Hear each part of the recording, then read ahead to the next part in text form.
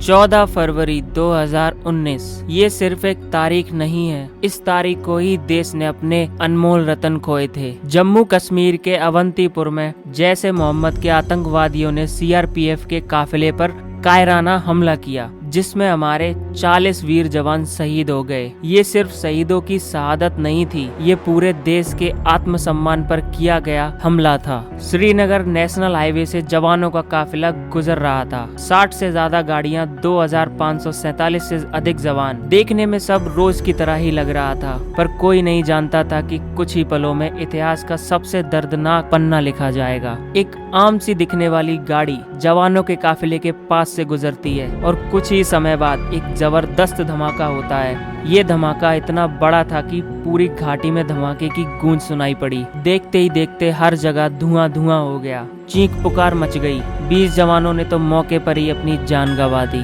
जैश ए मोहम्मद ने हमले की जिम्मेदारी ली। ये वही संगठन है जो पाकिस्तान की धरती से भारत के ऊपर जहर उगलता आ रहा है। पूरे देश में गुस्से की लहर दौड़ गई। देश के हर नागरिक के आंखों में आंसू थे, पर दिल में एक ही सवाल था कि इस हमले का बदला कब लिया जाएगा। इस हमले के बाद प्रधानमंत्री नरेंद्र मोदी ने एक संकल्प लिया कि हर आंसू का बदला लिया जाएगा। ये सिर्फ शब्द नहीं थे, भारत की शक्ति का ऐलान था। इसके बाद जो हुआ उसने पूरी दुनिया को दिखा दिया कि भारत अपने शहीदों का बलिदान कभी नहीं भूलता। हमले के सिर्फ 12 दिन बाद यानी कि 26 फरवरी भारत का मिराज 2000 विमान पाकिस्तान के बालाकोट में घुसे और जैश ए मोहम्मद के ठिकानों को निस्तो नाबूद कर दिया। भारतीय सेना के मिराज 2000 विमानों ने करीब 1000 किलो तक का बारूद गिराया। करीब 300 आतंकी ढेर किए गए। जब पाकिस्तान को पता चला तो पाकिस्तान के होश उड़ चुके थे। भारत ने अपने शहीदों का बदला ले लिया। हमले के बाद पाकिस्तान ने भी एयर स्ट्राइक करने की कोशिश की, पर हमारी वायुसेना ने उनको मुंहतोड़ जवाब दिया। विंग कमांडर अभिनंदन वर्धमान ने अपने MiG-21 से पाकिस्तान के F-16 लड़ाकू विमान को मार गिराया, जो कि उसको अमेरिका ने दिया था। हालांकि उनका विमान क्षतिग्रस्त होकर पाकिस्तान में ही गिर गया और उनको वहीं पर पकड़ लिया गया। पूरी दुनिया देख रही थी